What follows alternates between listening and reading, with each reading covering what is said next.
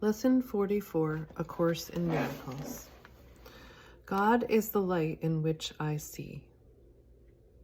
Today we are continuing the idea for yesterday, adding another dimension to it.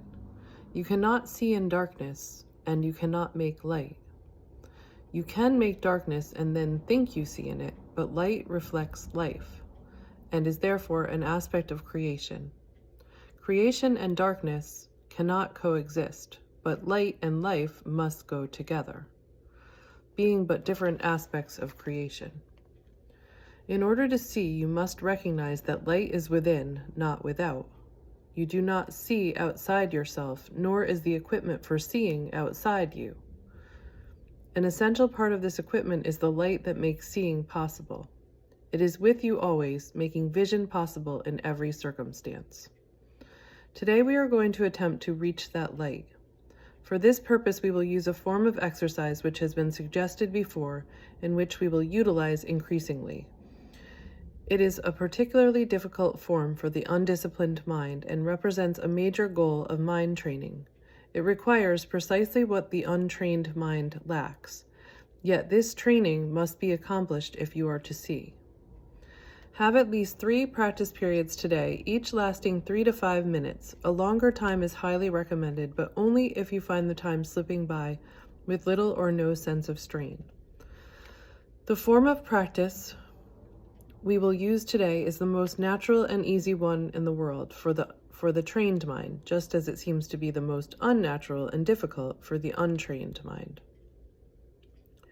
Your mind is no longer wholly untrained. You are quite ready to learn the form of exercise we will use today, but you may find that you will encounter strong resistance. The reason is very simple. While you practice in this way, you leave behind everything that you now believe and all the thoughts that you have made up. Properly speaking, this is the release from hell. Yet perceived through the ego's eyes, it is loss of identity and a descent into hell. If you can stand aside from the ego by ever so little, you will have no difficulty in recognizing that its opposition and its fears are meaningless. You might find it helpful to remind yourself from time to time that to reach light is to escape from darkness. Whatever you may believe, to the contrary, God is the light in which you see. You are attempting to reach him. Begin the practice period by repeating today's idea with your eyes open, and close them slowly, repeating the idea several times more. Then try to sink into your mind, letting go every kind of interference and intrusion by quietly sinking past them. Your mind cannot be stopped in this unless you choose to stop it. It is merely taking its natural course.